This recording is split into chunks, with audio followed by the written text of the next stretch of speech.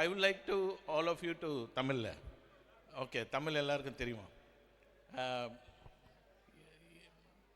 இடம்பெயர்ந்தவர்களை பற்றியும் இந்த ஒரு அருமையான குழு அல்லது சிந்திக்கக்கூடிய குரூப் வந்து அதையும் சிந்திக்கணும் அப்படின்னு என்னுடைய சில முயற்சி.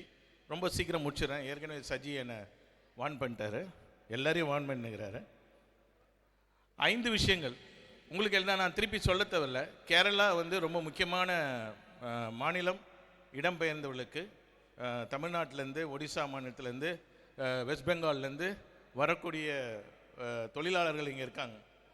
இவர்களை வந்து பாதுகாக்கிறதும் பெருமை சேர்க்கக்கூடியது கேரளா தான். ஏன்னா ரொம்ப பேர் இங்கே வராங்க.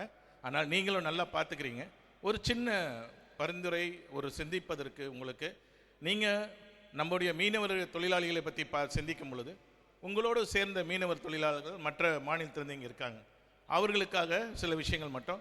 முதல் பதிவு, ஏற்கனவே உங்களுடைய கேரளா மாநிலம் அதிதியா என்ற ஒரு போர்ட்டல் கொண்டு வந்திருக்கு.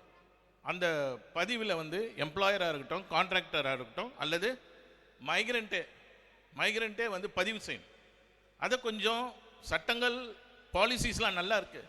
நம்ம காலிலேருந்து பேசின மாதிரி அதை எப்படி ஊர்ஜிதப்படுத்துறது, அதை எப்படி பயன்படுத்துறது, அதனால் நம்ம எல்லோரும் அதை கொஞ்சம் பண்ணோம்னா கொஞ்சம் நல்லாயிருக்கும். பதிவு இல்லைன்னா அவங்க பணியாளரே கிடையாது, தொழிலாளியே கிடையாது. தொழிலாளியாக இருந்தால் தான் மற்ற விஷயங்கள்லாம் வருது உள்ள. அதனால் அந்த பதிவு ரொம்ப முக்கியம்.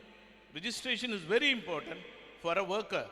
It is been legalised. So அதனால் அவங்கள அந்த அதிதியா போர்ட்டலில் நம்ம செய்ய வைக்கணும். கேரளாவில் அருமையாக செஞ்சுருக்காங்க, அதை கொஞ்சம் செஞ்சு வச்சா நல்லாயிருக்கும். ரெண்டாவதாக நான் சொல்ல வேண்டியது வந்து health insurance. Awas health insurance நல்லா தான் இருக்குது. தொழிலாளர்களுக்கு நம்ம எங்கெங்கே போகிறோமோ இங்கே இருக்கிறவங்க அனைத்து பல யூனியன் இருக்கீங்க, கோஆப்ரேட்டிவ்ஸ் இருக்கீங்க, நல்ல வெல்விஷர்ஸ் இருக்கீங்க.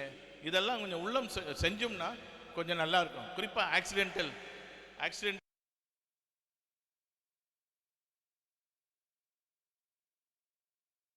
நாங்களாம் வேலை செய்கிறோம். நான் இந்தியா ஃபுல்லாக வேலை செய்கிறேன். இந்த மாதிரியான இது ஒரு தொழிலாளர்கள், மீனவ தொழிலாளர்கள், குறிப்பாக இங்கே கோவா, மகாராஷ்டிரா, தமிழ்நாடு. மூணாவதாக ரொம்ப முக்கியமானது கல்வி. இந்த வரக்கூடிய குடும்பத்திற்கான கல்வி ரொம்ப முக்கியமானது.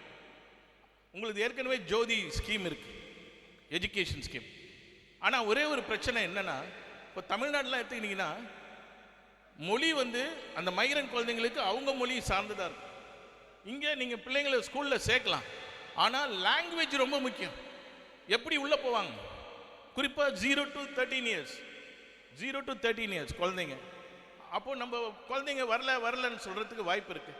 அதனால் நான் என்ன சொல்கிறேன்னா, இங்கேயும் அந்த மொழி கேட்ட பிள்ளைங்களை பண்ணிங்கன்னா நல்லா.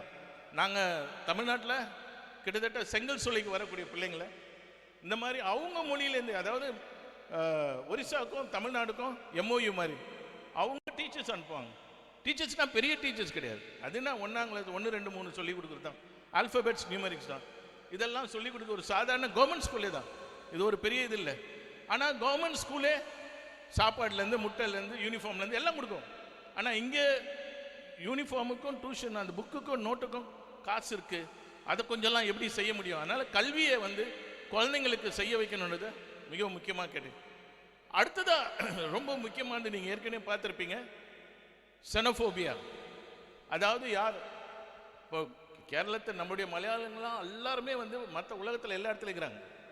அவங்கள மற்றவங்க எப்படி பார்ப்பாங்க, அதே மாதிரி தான் இங்கேயும் நம்ம மற்றவங்களை எப்படி பார்க்கணும். உங்களுக்கு தெரியும், ரீசெண்டாக ஒரு பிரச்சனை இருந்துச்சு. அது என்ன ஸ்டேட்டு, ஜார்க்கண்ட் கீழே சத்தீஸ்கர் மாநிலத்தோட பையனை வந்து அடிச்சுன்னு. கேரளம், தமிழ்நாடு, வெஸ்ட் பெங்கால்லாம் வந்து மனிதத்திற்கு பேர் போன மாநிலங்கள். ஆனால் கொஞ்சம் கொஞ்சமாக நம்ம வந்து அந்த மனிதம் வந்து அழியறதை பார்க்குறோம். அடிச்சு கொண்டு இருக்காங்க. அப்போது பிறர் அதையும் கொஞ்சம் நம்முடைய நம்ம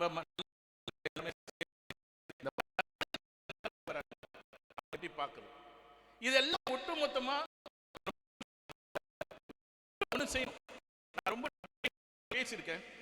என்னன்னா, யாருமே மைக்ரண்ட்டுக்கான தொழிலுக்கு குரல் கொடுக்கறது இல்லை. ட்ரேட் யூனியன் யாருக்குமே, அமைப்பு சாரா தொழில்கள்னு இருக்கு, அன்ஆர்கனைஸ்ட் யூனியன்ஸ், அவங்களும் குரல் கொடுக்கறதில்ல. இப்போ கண்டிப்பாக பார்ட்டியில் யாருமே குரல் கொடுக்க மாட்டாங்க. ஆனால் இந்த மாதிரியான கூட்டங்கள் ஏன் இவங்களுக்கு குரல் கொடுக்கக்கூடாது? இவங்கள ஆர்கனைஸ் பண்ணால் என்ன? அவங்களும் நம்மள மாதிரி தான், அவங்களும் நமக்காக ஏற்றவங்களும். தேவையான கூலியோ தேவையான உத்தரவாதங்களோ சோஷியல் செக்யூரிட்டிஸோ ஒர்க்கர் என்ற நிலைமையோ அவர்களுக்கு ஏன் கொடுக்கக்கூடாது? அவர்களுடைய குழந்தைங்களுக்கு கல்வி ஏன் கொடுக்க முடியாது? இதெல்லாம் உங்கள் முன்னிலையில் நான் வைக்கிறேன். Kindly get in, spread this good news. As you are working for your own people, let us also work for our own people from other countries. Thank you very much.